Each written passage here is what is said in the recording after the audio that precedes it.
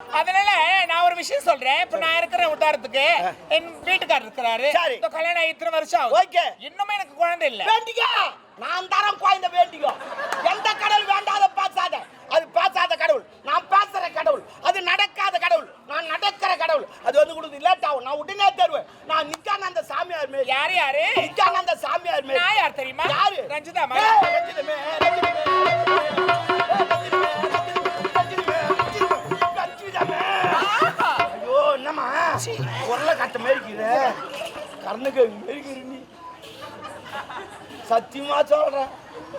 ஐயோ, ஏய் வாய மூடுறியா? நான் குத்து வச்சானோ. வேண்டிக்கணும். ஏதோ உன வேண்டிக்கணும். என்ன அங்க பிரதர்சனம் பண்ணமா? இல்ல உனக்கு அந்த வேலை குத்துறமா? வேற நீ ஏன் அங்க பிரதாசனம் பண்ற? பின்ன வேலை குத்திக்கிட்டா எதுவும் நீ குத்திக்காத, நான் குத்துறேன்.